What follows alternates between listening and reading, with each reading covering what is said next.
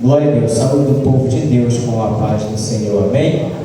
Abre a tua Bíblia, 1 Timóteo capítulo 4, aleluia Jesus, versículo 12, louvado seja o nome do Senhor.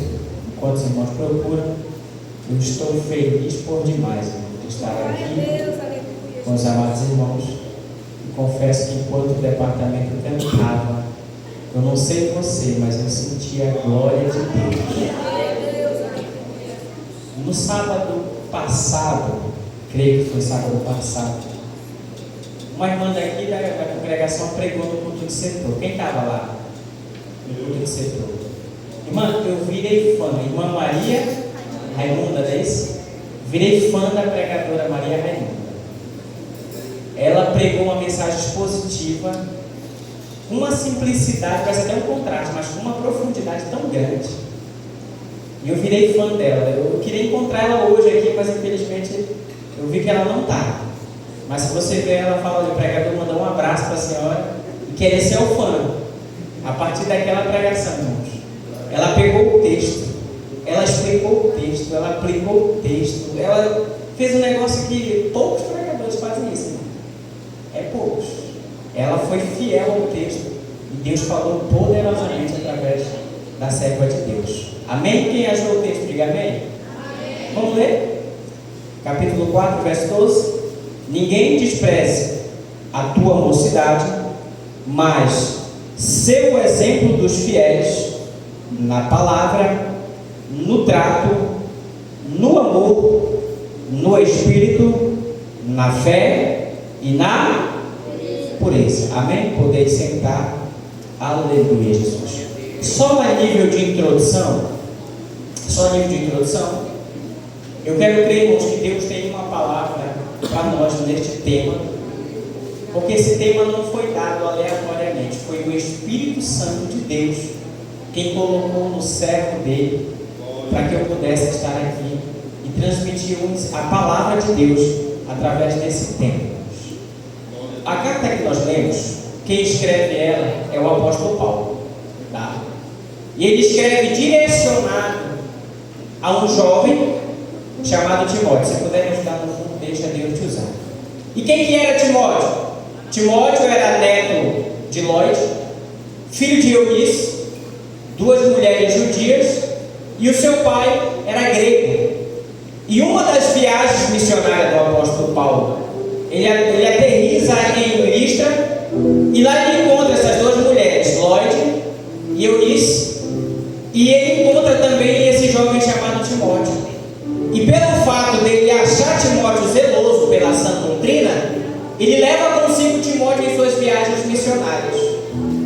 E quando Paulo ele vai para Macedônia, Paulo ele dá uma ordem a Timóteo. Ele delega uma tarefa a ele. E ele outorga uma tarefa a Timóteo dizendo: vá para Éfeso e corrija os problemas que estão acontecendo dentro da igreja. E assim Timóteo obedece à voz de Paulo. E ele chega em Éfeso, irmãos. E parece que a viagem ela vai demorar um pouco mais na Macedônia do apóstolo Paulo, que ele resolve escrever 1 Timóteo.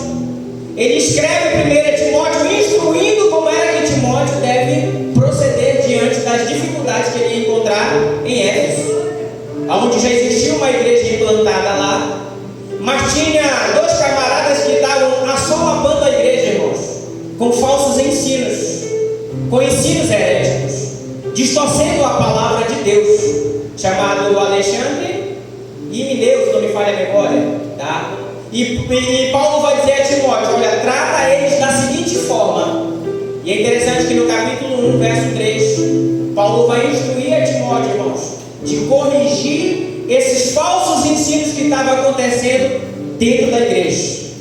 E o que eu mais vejo, irmãos, é os púlpitos sendo entregues a pessoas que não têm testemunho de Deus para transmitir a palavra do Senhor. E graças a Deus, a Assembleia de Deus lá não faz isso.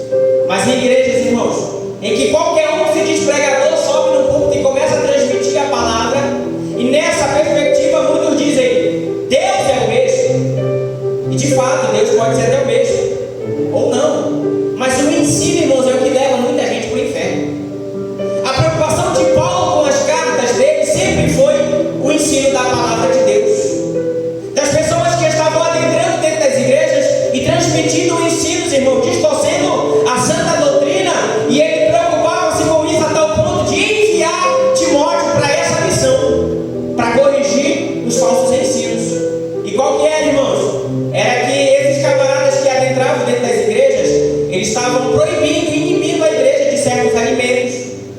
casamento. Por quê? Porque eles estavam ainda dados aos ritos da lei judaica.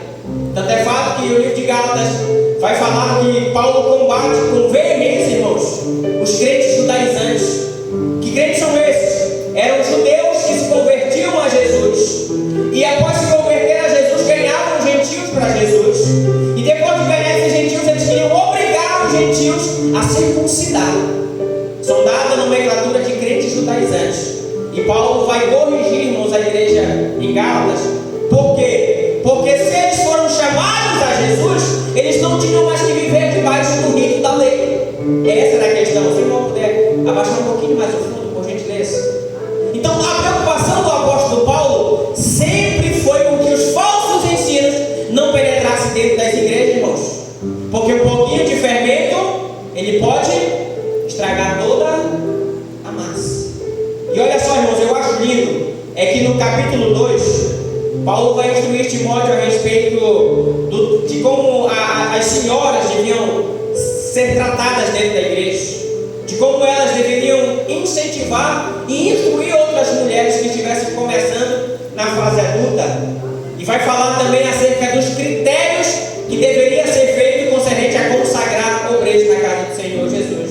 Ele vai falar a respeito dos anciões, bispos ou presbíteros, que aqui no caso são a mesma coisa. Ele vai falar sobre os diáconos e ele vai estabelecer critérios. A gente vai entrar no capítulo 4 ainda. Ele vai estabelecer critérios para esses homens.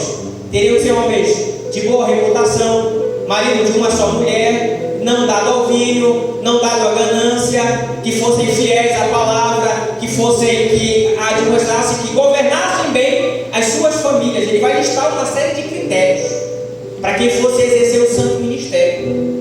Porque ministério é uma coisa séria, uma coisa seríssima.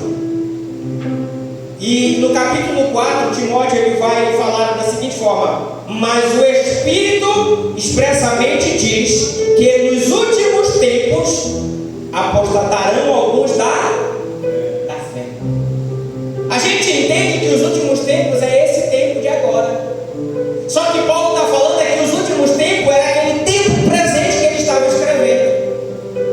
Os tempos que muitos se apostatariam da fé. E o que é apostatar? É abandonar a fé, tá? Era o tempo que ele estava escrevendo a carta a Timóteo, que se desviavam, abandonavam a fé por causa de falsos ensinos que estavam entrando dentro das igrejas. Essa era a preocupação do apóstolo Paulo. E ele vai dizer que pela hipocrisia de homens que falavam mentiras, tendo cauterizado a sua própria consciência. Essa expressão cauterizar ou cauterização vem de um termo de quando um fazendeiro ele vai demarcar um gado, ele esquenta como se fosse um carimbo e ele pressiona sobre a parte traseira daquele gado e ele está demarcando aquele gado, ele está cauterizando. E naquele lugar, irmãos, em que é demarcado, aquela carne se tornou insensível, ela se torna dormente, vou assim dizer. Então, mente cauterizada, que Paulo está dizendo, são homens que já abandonaram a fé e as suas mentes estão insensíveis para qualquer tipo de mudança que a palavra de Deus levasse a mudar. Poderia ensinar, poderia instruir, poderia falar o que quisesse. A mente desses homens estavam insensíveis para não ouvir essas palavras e não serem corrigidas. É dessa forma, Senhor, que Paulo está dizendo a Timóteo. E esses homens, o que eles falavam no verso 3? Eles proibiam o casamento, eles ordenavam a pertinência de manjares que Deus criou. Irmão, quando você vê uma igreja que proíbe comer A, comer B, comer C, essa igreja, irmão, está indo contra os ensinos do apóstolo Paulo. Porque no verso 4 ele diz: porque toda criatura que Deus criou é boa, e não há nada que rejeitar, sendo recebidas com ações de graça, porque pela palavra de Deus e pela oração é santificado. Então, quando você vê uma igreja que está ensinando a abster-se de algum tipo de alimento, essa igreja está indo contra os ensinamentos do apóstolo Paulo. E diz a palavra do Senhor no livro de Gálatas que todo o evangelho, irmãos, ou se pregar em outro evangelho que não foi esse que o apóstolo Paulo pregou, é para considerar como anátema, como amaldiçoado. Amém? E qual é a autoridade de Paulo chamado pelo próprio Jesus. No capítulo 11, versículo 23 de 1 Coríntios, nós lemos esse texto costumeiramente na Santa Ceia. Paulo diz assim, porque eu recebi do Senhor o que também vos ensinei. A pergunta é, quando Paulo recebeu isso de Jesus? Se ele não era testemunha ocular dos acontecimentos de Cristo. Sabe o que 1 Coríntios está dizendo, irmãos? Ele está dando autenticidade no ministério apostólico de Paulo. E Paulo recebeu, irmãos, não daqueles momentos que Jesus curava. Ele recebeu através de visões e revelações. O capítulo 12 de 2 Coríntios, Paulo vai dizer, irmãos, que conhece o homem, no corpo ou fora do corpo, não sei, Deus o sabe, foi levado ao terceiro céu e foram ditas palavras inefáveis. O apóstolo Paulo foi, irmãos, inspirado e instruído por Jesus Cristo, não na terra como os outros discípulos, mas foi instruído, irmãos, numa dimensão espiritual, para comprovar que o apóstolo Paulo era apóstolo de fato e a sua apostolicidade era autêntica, irmãos. Ele recebeu do próprio Jesus as instruções para transmitir a igreja do Senhor Jesus. É por isso que nós nos apegamos às cartas paulinas. Nós estamos estudando o livro de Atos, e eu costumo dizer que o livro de Atos não é Atos dos Apóstolos, mas é Atos do Espírito Santo, porque do capítulo 1 ao capítulo 28 do livro de Atos, irmãos, a gente vê a ação do Espírito Santo em todos os momentos. Diz a palavra do Senhor que após Jesus ser levado o assunto ao céu, no capítulo 2, sabe quem que vai agir e vai derramar do seu poder sobre aqueles irmãos que estavam reunidos no Pentecoste? É o Espírito Santo de Deus. Quando Pedro prega o seu primeiro sermão, irmãos, sabe quem convence o coração dos homens a dar o ponto dos pecadores, irmãos, fazer o apelo? Não é Pedro quem diz, tem alguém que quer entregar a vida a Jesus, não. São as pessoas que ouviram a mensagem de Pedro. Elas dizem, e agora? Que faremos nós, irmãos? Aí Pedro se levanta e diz, aleluia, arrependei-vos e convertei-vos. É o Espírito Santo de Deus quem gera arrependimento no homem. Capítulo 5, Pedro, aleluia, diante de uma porta formosa, ele faz um milagre maravilhoso, e diz a palavra do Senhor, irmãos, não que a sombra de Pedro curava, mas que as pessoas colocavam as pessoas pelas beiras das ruas, para que ao menos a sombra de Pedro passasse por elas, aleluia. Coisas extraordinárias aconteciam através da ação do Espírito Santo. Tu sabe o que faz a igreja crescer, irmãos? A ação do Espírito Santo. Uma igreja cresce debaixo da ação do Espírito Santo de Deus. Aleluia, Jesus. A igreja avança no reino debaixo da autoridade do Espírito Santo de Deus. A Bíblia diz no capítulo 6 do livro de Atos, irmão Jefferson, que houve um problema na igreja, e o problema, irmãos, era o problema que eu quero que as igrejas tenham. Sabe o que é? O crescimento da igreja, aleluia. A igreja cresceu tanto que as viúvas deixaram de ser assistidas, os órfãos deixaram de ser assistidos, aleluia, e os irmãos começaram a murmurar entre si, e os apóstolos se levantaram e levantaram diáconos e resolveram o problema daquela igreja. Nós queremos que a igreja cresça, mas crescimento, irmãos, implica em problemas existentes dentro dela, e não existe nenhum problema em a igreja crescer, irmãos. O problema é não saber lidar com quando as circunstâncias elas acontecem dentro da igreja. E sabe quem que dá sabedoria para lidar com esses problemas? É o Espírito Santo de Deus, irmãos. O mesmo Espírito que faz a igreja crescer é o Espírito que instrui quem está na frente da obra, aleluia, para resolver os problemas. Por quê, irmãos? Porque quando o número de pessoas aumenta, a probabilidade de muitas fofocas e contendas acontecer, irmãos, é fácil demais. E nós queremos, irmãos, que a igreja cresça. Nós queremos que a igreja expanda como a igreja do livro de Atos, irmãos. Nós queremos que as pregações nossas sejam como as pregações de Pedro, irmãos, que num sermão quase 3.000 almas se renderam a Jesus, aleluia. E no seu segundo sermão, irmãos, quase 5.000 almas se renderam aos pés do Senhor Jesus. Você já pensou em um fenômeno evangelístico que Pedro era, quando se levanta com a autoridade de Deus, irmãos, e prega a palavra com tanta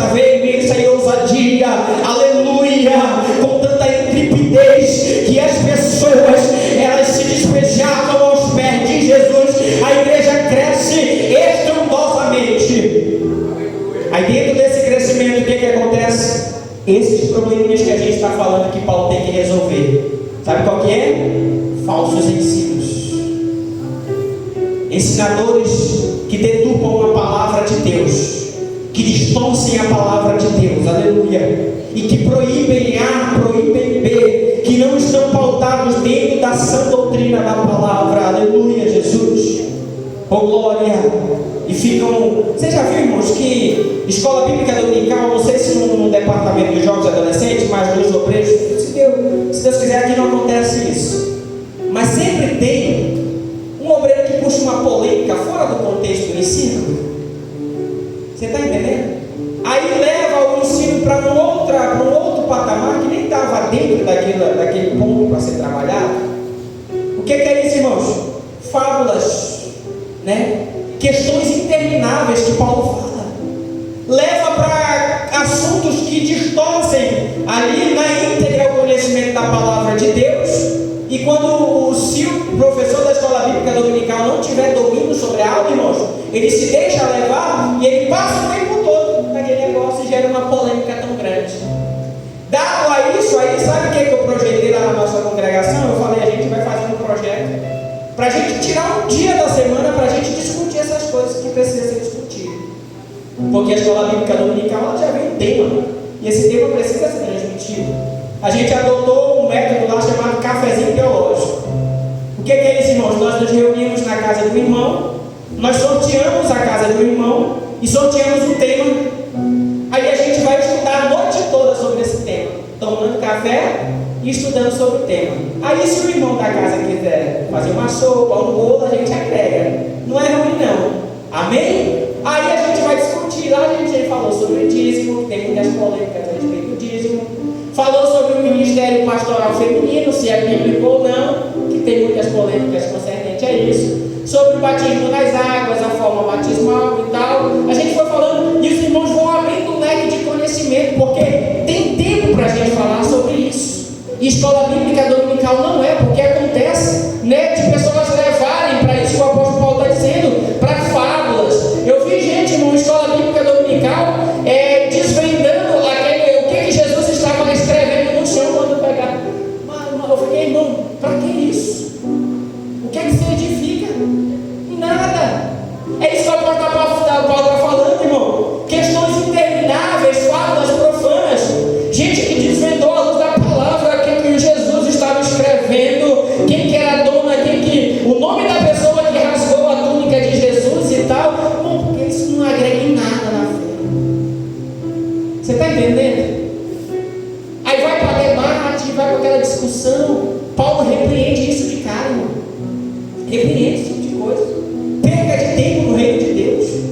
Aí a gente fica batendo cabeça com o crente, com essas questões intermináveis, e se esquece de fazer o essencial, o primordial no reino de Deus, que é ir atrás das aulas, pregar a palavra, ensinar, discipular pessoas.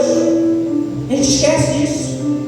A gente está num período hoje que a gente está evangelizando crentes, que a gente poderia estar perdendo, ou melhor, invertindo esse tempo com pessoas não crentes, evangelizando-as.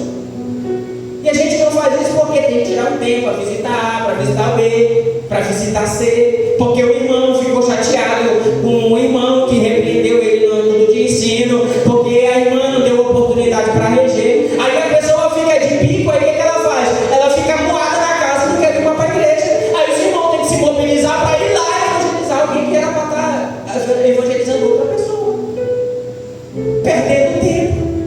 Agora, salvo do contrário, não tem um irmão que está doente, que está precisando de uma oração, que está passando por uma dificuldade, ele não está conseguindo vir na igreja, a igreja precisa ir lá, visitar, levar a Santa Ceia. Eu já vi gente levando Santa Ceia para crente sem vergonha que não vem para a Santa Ceia. Falei, não vou não. O camarada está bonzinho, podia estar na Santa Ceia, não vem. Aí o irmão vai lá, não vou levar a Santa Ceia, tá aqui. Agora, quando acontece que o camarada está doente, está impossibilitado, amém? Aí é uma outra coisa. Você está entendendo? Porque, irmãos, eu vou partir para o verso 12, para não ficar fadigado com os irmãos, tá? Aí Paulo vai recomendar para Timóteo assim, olha, ninguém despreze a tua mocidade. necessidade, mas ser o exemplo dos fiéis, aonde ele deve ser exemplo? Ele vai listar uma série de coisas onde ele deve ser exemplo, tá? Primeiro, ele deve ser exemplo dos fiéis na palavra, e a palavra aqui, tá? É logos no grego, tá? Ela se trata tanto da palavra de Deus, quanto manusear ela, quanto na palavra do que tu fala. Garantia de autoridade, aquilo que tu fala. Exemplo, eu fui no mercado e disse para o dono do mercado: olha, me vende tal coisa. Eu dei a minha palavra para aquele dono do mercado e eu preciso cumprir com aquilo que eu me comprometi com ele. Está falando tanto de manusear a palavra de Deus, quanto a tua palavra, o verbo, que tu concorda com alguém, você precisa ser fiel àquele acordo que tu fez. Porque, irmãos, é uma realidade no mundo. Os mundanos dizem assim: eu não faço negócio com crente porque crente não paga ninguém. Infelizmente, irmãos, acontece isso. Se tem um grupo de pessoas, irmãos, que as pessoas tinham que sentir desejo de fazer negócio, era com os crentes. Por quê? Porque a Bíblia nos recomenda que nós devemos ser sérios na nossa palavra, naquilo que a gente fala, irmão. Se a gente se comprometeu com algo, pode dar sangue no meio da canela, mas que a gente nos esforcemos para cumprir aquilo que a gente prometeu. O irmão aqui é dono de mercado. Eu acho que tem uma lista de gente lá que não paga. Amém? Tomara que não tenha crente. Que eu quero crer que aqui na IBNS não tem crente assim não, irmão. Mas em outras igrejas tem os crentes que prometem e não cumprem. Eu já vi gente se comprometer com coisas espirituais e não cumprir, irmão. Se não cumprir coisas espirituais com Deus, imagine com o homem.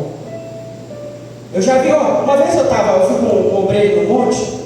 E ele falou: irmão, a gente chegou no monte, a gente vai cantar 50 hinos da harpa cristã. A gente vai fazer um propósito. Eu falei: irmão, vai cantar só tu, eu não vou cantar 50 hinos. Primeiro, eu nem sei se eu sei 50 hinos da harpa cristã. Então vai ficar difícil para mim. De repente eu só sei 20 ou 30, não sei, eu nunca contabilizei. Mas o que é isso? Fazendo compromissos com coisas que não dá conta. Na igreja não acontece isso. Eu vejo gente se comprometer com coisas que não dá conta, depois que quando vai ver, desfaz a palavra dele, porque não mediu aquilo que se dá conta ou não. E a gente deve o que, irmãos? Ser calculista. O irmão levantou aqui para fazer uma doação de 10 sacos de cimento. Aí o irmão, empolgado pela emoção, diz: eu vou dar 5. Mas antes disso ele não foi lá na conta bancária dele consultar, para ver se de fato ele dá conta.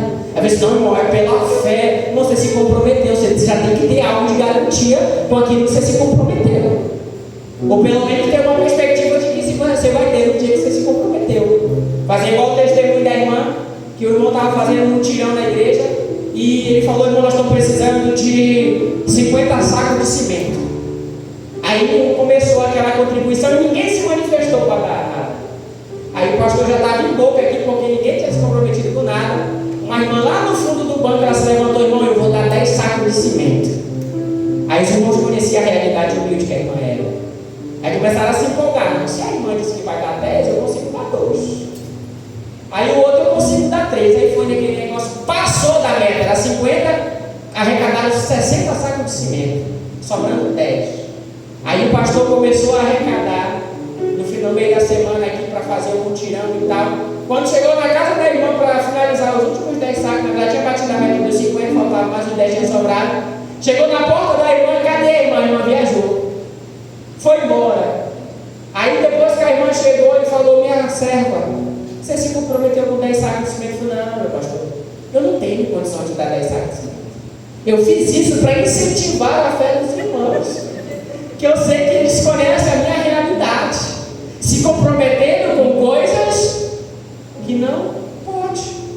O que é, irmão? Ser fiel à palavra. Deu a palavra, irmão? Pode dar sangue no meio da canela. Cumpra com aquilo que você se comprometeu. Amém? Comprou? O mundo tem que olhar para nós e dizer: não, se for para abrir conta, se for para fazer empréstimo, eu vou fazer para crente, porque crente é bicho bom de pagar. É para ser assim, irmão. A realidade bíblica Amém? Vai se comprometer com algo? Calcule antes, para depois ninguém andar dizendo: olha aí, o irmão é sem palavra, diz as coisas e não se compromete. Salvo do contrário, irmãos, quando você é impossibilitado no meio das circunstâncias para não fazer, aí você justifica, porque também é bonito fazer isso. Não deixa para a última hora. Comprou alguma coisa, chegou no período, aí metade do período você vê que o negócio vai aperrear, você vai dizer para a fulana: olha, irmão, eu vou lhe dar metade daquilo que eu me comprometi, porque eu me aperreei, mas no outro mês. Não é bonito fazer isso? É melhor do que chegar no final do mês o camarada contando com o compromisso que tu fez com ele, chegar lá e não tem nada. Amém? Ser fiel, irmãos, na palavra é ser fiel naquilo que tu te compromete. E ser fiel também à palavra de Deus. Essa palavra ela tem duas vertentes. Palavra é logos no grego, ela tem duas vertentes. Tanto a palavra de Deus, Paulo está dizendo a Timóteo, quanto a tua palavra. Você tem que ser fiel. E outra, no trato. Sabe o que é o trato aqui, irmãos? É a conduta. É a forma de como as pessoas te enxergam. É a forma de como você age. É a tua índole. A gente tem que ser fiel, irmãos. Tem que ser o exemplo aos fiéis, tanto na palavra quanto na nossa índole, porque a gente pensa, irmãos, que ninguém está nos observando e é um ledo engano. Tem muitas pessoas nos observando, querendo você, irmãos, querendo que você dê um tropeço só, para que você vire notícia na boca de muita gente. É assim com a vida do crente. A vida do crente é igual um avião, ninguém fala nada quando o avião decola. O avião decola quase toda hora, irmãos, em todo mundo, ninguém comenta nada. Mas a hora que um avião cai, ele vira notícia? Ele vira notícia. Caiu o avião com não sei quantas pessoas, morreram, vira notícia nas redes sociais. Assim é a vida do crente. Quer virar notícia? Eu não quero que você vire notícia não, irmão. Quer virar notícia? A não ser que seja notícia boa, tá? Caia pra você ver. Caiu, irmão, tá na boca dos crentes e do não crente. Olha ali, ó. Estava na igreja, corrigindo, falando, né? Empregando, julgando as pessoas. Agora tá aí, ó. Caiu. Aí começa a chamar de crente safado, crente aquilo, crente sem vergonha. É assim, irmão. É por isso que a gente tem que ter, sabe o quê? A índole impecável. É difícil. Não é impossível, irmãos. De vez em quando, a Bíblia recomenda que o nosso pecado tem que ser por deslizes. Nós não temos que ser dominados pelo pecado, mas nós temos que andar fiéis à palavra de Deus. Sem exemplo, na palavra, no trato, no amor. E esse amor aqui é o ágape, que também é o amor fraternal. É o amor entre os irmãos, é essa expressão que Paulo está dizendo. É o amor de olhar para aquele que está necessitado dentro da igreja do Senhor Jesus e ajudá-lo. Você está entendendo? De manter a comunhão, a coinonia, tá? O que é a coinonia? É a comunhão com a igreja. Porque, irmão, está surgindo com muita força um falso ensino que é: eu sou igreja e eu não preciso congregar. E Paulo diz que a gente tem que ser fiel no amor, e esse fiel no amor nos implica em nós andarmos em comunhão, em coinonia com os nossos irmãos em Cristo Jesus. E nós andaremos assim como? Congregando, aleluia, ajudando, estendendo as mãos, aleluia. É assim que a gente vai manter a nossa comunhão, perdoando, amando, aleluia, Jesus. Essa ideia de não congregar é uma ideia satânica, irmãos. É uma ideia que não é de Deus. Por quê? Porque ela te inibe de receber as bênçãos da comunhão, aleluia, do corpo de Cristo, aleluia. Oh, glória. Sabe quando a Bíblia trata, irmãos, a igreja, no plural, ela trata como um corpo. E o corpo, ele não é formado por um só membro, ele é formado por diversos membros. Ele tem dedo, mão, pé, braço, tem diversos membros, irmãos. A igreja simbolicamente é tratada como um corpo, porque quando ela se ajunta, irmãos, no amontoado de pessoas, na comunhão, aleluia, ela se torna um corpo, e o corpo de Cristo, aleluia. E nessa ideia aqui, irmãos, tem duas vertentes aqui. É o complexo de superioridade e o complexo de inferioridade. O que é isso, irmãos? É aquelas pessoas que dentro do corpo, irmãos, elas se acham superiores às outras. E isso aqui cai por terra, irmãos. Apesar de termos funções diferentes uns dos outros, diante de Deus, irmãos, todos nós somos iguais. Tem gente que prega e prega com uma eloquência maravilhosa e ainda se acha superior que não prega besteira. A pregação é só uma função que você se desenvolveu no corpo de Cristo. Mas para Deus nós somos iguais, aleluia. Há pessoas que Deus deu a graça de pregar e cantar, uma coisa que Deus não deu para mim. Deus me deu uma voz chata e o meu sonho era pregar, irmão. Imagina terminar a pregação cantando assim, envolvendo a igreja com louvor. É maravilhoso, mas Deus não deu para mim. Aí Deus deu para a irmã que canta. Aí sabe o que nós chamamos isso no corpo de Cristo, irmãos? Multiforme graça. São as muitas variedades da graça de Deus trabalhar no meio dele. Deus usa outros para pregar, Deus usa outros para cantar, Deus usa outros no serviço do reino de Deus, porque é dom, irmãos, é dom de serviço. Pessoas que são dadas, irmãos, a limpeza, a mutirões, a fazer, pessoas que não pregam uma vírgula, irmãos, mas quando se fala em mutirão, elas estão aqui presentes, elas estão servindo a Deus também. Porque é uma teologia satânica que permeia na mente de muitos, é que acha que só quem serve é quem está no púlpito. E é besteira, irmão, pensar assim. Só quem está no púlpito não é só quem serve, irmão. Serve quem está limpando a igreja, serve quem está evangelizando, serve quem a igreja não vê fazendo alguma coisa, mas está numa cozinha, produzindo café da manhã, um jantar, um negócio assim. Serve quem bate uma massa. Isso é o reino de Deus, irmão. E isso é a multiforme graça de Deus trabalhando, aleluia. Aleluia, Jesus. Deus te chamou, aleluia, para algo específico no reino dele, aleluia. E tu deves fazer isso com excelência. A pergunta para você, jovem, e para você, adolescente, para o que Deus me chamou para fazer? Qual é o meu chamado? Você já descobriu isso? E se você descobriu, invista nisso. Mas invista todo o teu tempo, todo o teu fôlego, todo o teu dinheiro e faça, aleluia, daquele investimento, aleluia, algo essencial para o serviço do reino de Deus. A tal ponto das pessoas de olhar para você quando você estiver servindo e dizer: aí é uma mulher, uma jovem, um adolescente de Deus, porque no seu serviço, aleluia, ele faz com excelência, ela faz com excelência, aleluia. Você entende porque o apóstolo Paulo, irmãos, ele chama Timóteo porque ele era zeloso por causa das doutrinas. Ele enxerga o zelo de Timóteo e dá para ele uma responsabilidade, irmãos, de orientar a igreja de Éfeso e diz: olha, vai Timóteo para Éfeso. E quando ele chega lá, ele escreve 1 Timóteo dizendo o que ele deveria e como ele deveria proceder contra aqueles irmãos. Aleluia. Os irmãos que estavam pregando ensinos distorcidos. Continuando, para encerrar, irmãos, eu creio que já deu tempo. No amor, que eu falei que é o amor fraternal entre os irmãos, no espírito, na fé, aleluia, Jesus, e na pureza. A palavra fé aqui vem do grego pistis, que é a mesma fé de Hebreus 11, aleluia, que é o que? A fé é o firme fundamento das coisas que se esperam e a certeza das coisas que não se veem. A fé é isso. Você tem fé?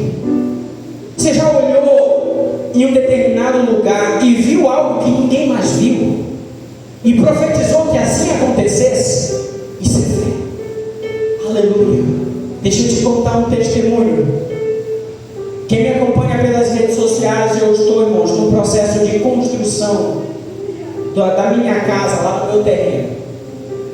Mas antes de eu começar o processo de construção, eu tomei uma atitude de fé. Sabe qual que foi? Eu entrei dentro de um terreno e eu falei para um ajudante meu, que na época era crente, eu falei: profetiza em nome de Jesus esse terreno na minha vida. Eu já estava vendo a casa que hoje está saindo do papel, está virando tijolo, está virando concreto. Eu já estava vendo naquele momento. Aí o que é que eu fiz? Ele profetizou e eu tomei posse, irmão, pela fé.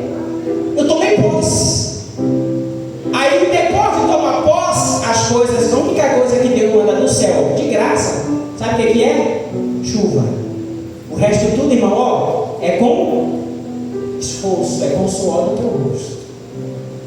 Esse negócio de testemunho de crente mal pagador que eu já vi, irmão, isso aí é mentira, esse negócio aí. Eu já vi o irmão dizer: irmão, eu tinha uma dívida lá no Bradesco e passou 5 anos, eu fui lá e a dívida sumiu, irmão, isso foi Deus.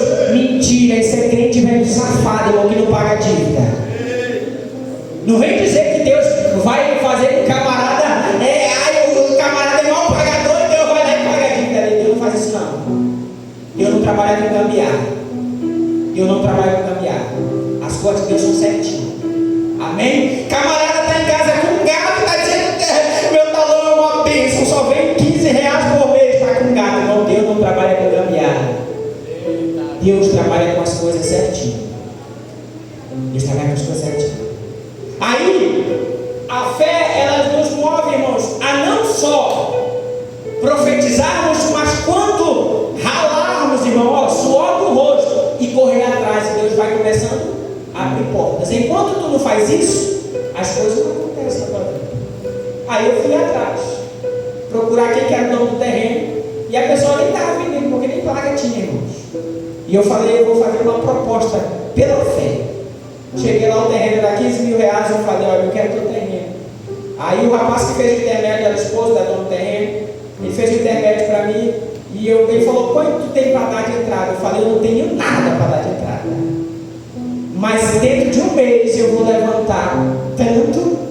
Aí depois que eu te der, depois de um mês, esse aí a gente vem, faz o documento do meu nome, e eu fico pagando, a gente coloca as condições tudo em contrato. Amém? Ele falou: olha, eu vou falar com a dona, que é minha esposa, e eu dei a resposta dela.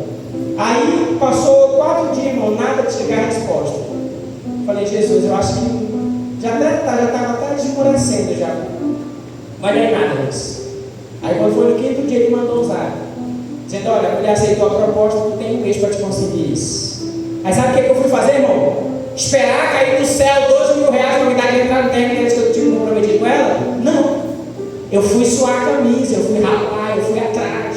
Aí surgiu a oportunidade de eu começar a vender umas ferramentas elétricas, paralelo ao trabalho que eu já tinha, que eu trabalho na construção civil. Paralelo a isso, para gerar uma renda extra. Eu falei: pronto, de Deus, eu vou atrás. E comecei a vender, e fui amontoando. E foi chegando no prazo, surgiu uma oportunidade de eu vender batata doce. Paralelo também ao trabalho que eu fazia, eu vendia de noite. Eu postava no Facebook e eu ia entregar para a pessoa batata doce. Eu criava um método para levantar grana. Tudo que fosse nisso. Aí eu fui atrás. Quando deu o prazo, irmão, certinho, de um mês eu estava com dinheiro para pagar a entrada que eu tinha me comprometido. Fomos no cartório e todo mês, 1.000, pá. Tinha meses que era aperreado, porque quando você tem uma dívida, irmãos, tem meses que o negócio parece que não vai dar certo. Mas pela fé a gente vai indo. Aí eu paguei, irmãos, um terreno. Aí pagaram o terreno, passou uns 4 anos, passei o documento do meu nome. Eu falei: vou colocar esse terreno para vender. Mas eu tinha profetizado o quê? Que eu queria construir minha casa, era lá.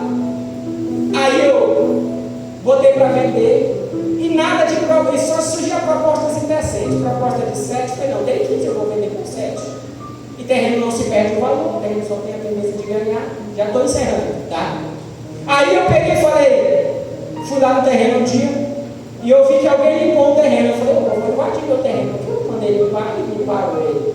Falei: antes de invadir, eu vou começar a demarcar aqui, vou começar a fazer minha casa. Irmão, coloquei um projeto diante de Deus. E comecei a minha construção. Ainda não concluí, mas já tenho material para trabalhar. Fiz o alicerce do jeito que eu queria que fosse, irmãos. Deus foi abençoando. Eu passei moto, fiz repasse de moto, repassei o telefone, peguei o outro e fui levantando grana. Ó, irmão, tudo com suor no rosto. Sabe por quê? Porque quando você põe a fé em ação, Deus não manda nada de graça. Ele abre as portas, irmãos, para que as bênçãos dele se acheguem sobre a tua vida. Aleluia. Aí quando tu te mobiliza para fazer, Deus derrama as bênçãos sobre a vida. E eu concluí o Valdrama, era a frase que eu queria concluir. Os irmãos que me acompanham nas redes sociais. E eu já vou começar de novo outro processo, outra etapa, irmãos. E eu já disse pela fé que em dezembro eu falei para a mulher: eu vou cumprir essa casa. Se tu quiser ir comigo, vai. Se tu não quiser, fica aí eu vou mudar dessa casa toda aberta, mas eu mudo sem piso. Eu faço só o banheiro, mas eu mudo em nome de Jesus. E eu estou, irmão, ó, suando, ralando. Mas o que é isso? Isso é fé, irmão. Fé não é esperar que Deus vai mandar de graça as coisas. A gente visto que tu nasceu numa família que tu já teve bastante financeiramente. Maravilha, Deus abençoe tua vida por isso. Mas parece que na vida do crente as coisas são mais difíceis. Não é muito fácil, não. Amém? E a gente vai afrouxar? Não, a gente vai cair para dentro. A gente vai usar a fé que nós temos em Cristo Jesus e Ele vai abençoar a igreja. Aleluia, Jesus. Se coloque de pé em nome de Jesus. Eu quero encerrar. Terceiro ponto aqui que Paulo vai dizer, o meu último ponto. Ser exemplo na pureza. Aleluia, Jesus. E pureza, irmão, está tratando aqui, sabe de quê? De abstinência de pecado, irmãos. De se resguardar contra as coisas pecaminosas. De se manter fiel à palavra de Deus. De se manter puro. Aleluia. Eu já disse outrora e repito. O pecado na vida do crente, irmãos, ele acontece por deslize e não por consciência. Quando um crente, irmãos, peca conscientemente, sabendo que é errado, irmãos, ele está distante de Deus. Porque João vai dizer, filhinhos, não pequeis. Mas, se pecar, aqui é uma condição, é um deslize. Se cometer um pecado, saiba que você tem um advogado no céu. E sabe quem que é o advogado, irmãos? É Jesus Cristo de Nazaré. Nós devemos ser fiéis, irmãos. Ser exemplos fiéis na palavra, no trato, no amor, no espírito, na fé e na pureza. Nós não precisamos imitar o mundo, irmãos. Se o mundo quiser ser salvo, o mundo tem que ser parecido com a igreja do Senhor Jesus. Israel era para ser o modelo para todos que quisessem ser salvos, mas porque não receberam Jesus como deveriam receber a igreja de Jesus, aleluia, gentios e judeus, povo de todas as nações que professam o nome de Jesus, se tornaram modelo para todo mundo. Então, a partir da graça, quem quiser ser salvo tem que olhar para a igreja do Senhor Jesus. Você é o padrão de Deus para alguém que quer ser salvo. É você, jovem. As pessoas têm que olhar na tua escola, na tua sala e dizer, aí tem uma jovem diferente, aí tem um jovem diferenciado. A vida dele imita a vida de Cristo. As vestimentas dela se aproximam com a vida de Cristo. Aleluia. É isso, irmãos. É esse exemplo que nós devemos ser. As pessoas têm que olhar para nós, irmãos, porque está acontecendo uma normalidade que não era para acontecer. É o mundo olhar para os crentes e dizer, se for para mim ser crente igual a fulano de tal, eu que não quero ser crente. Aleluia. O mundo não era para olhar para si, não, para nós, irmãos. O mundo era para olhar para nós e dizer, aí vai um homem, aí vai uma mulher de Deus, aí vai uma jovem de Deus, aí vai um jovem de Deus, aí vai um adolescente de Deus, aí vai um adolescente de Deus, um junior, uma junior de Deus, aleluia, porque você tem que ser exemplo.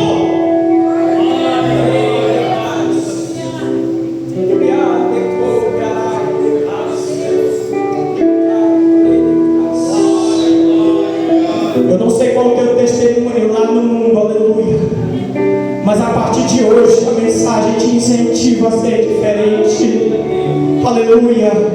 A mensagem te leva, aleluia, a refletir sobre como a tua conduta, a tua índole tem sido diante das pessoas. Será que as pessoas o conhecem por aquele crente confuseiro, que aonde chega é confusão para todo lado, é contenda, é discórdia? Ou quando as pessoas veem você chegar, elas olham para você e dizem, esse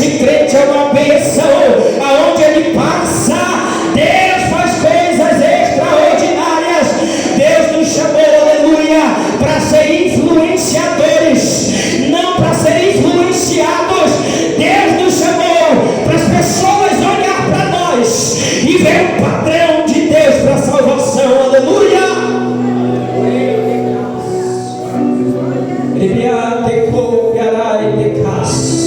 Feche os teus olhos em nome de Jesus. Eu queria orar contigo. Aleluia, Jesus. Em nome de Jesus eu quero profetizar que as conversas ao teu respeito lá no ambiente do teu trabalho vai mudar em nome de Jesus. Que a conversa ao teu respeito lá na tua escola vai mudar. Aleluia. Que a conversa ao teu respeito no ambiente que tu pisa, as pessoas têm que baixar a cabeça, porque quando passa um homem de Deus, uma mulher de Deus, irmãos, as pessoas não questionam, porque elas veem o Espírito Santo de Deus que habita dentro delas. Aleluia. E esse Espírito Santo de Deus, ele gera uma moral ilibada diante das pessoas, a tal ponto das pessoas não questionarem por causa da sua conduta, porque ele é fiel à palavra, fiel à palavra, fiel à palavra.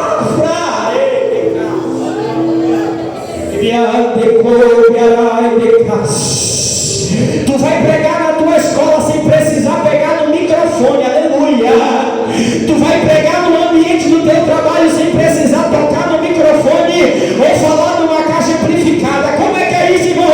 As pessoas vão te olhar, as pessoas vão te ver e vão dizer: aí tem um crente abençoado, aí tem uma crente que é cheia de Deus. A tua vida, aleluia, é um testemunho vivo, é um testemunho vivo, é um testemunho vivo. E quando tu abrires a boca, Deus vai fazer coisas extraordinárias. Só quem crê em nome de Jesus de Nazaré, levanta a tua mão em nome de Jesus. Pai, eu quero profetizar, Senhor, sobre a vida dele, sobre a vida dela, Senhor, a autoridade do Espírito Santo, Senhor, em nome de Jesus. Mudança na conduta, mudança no trato,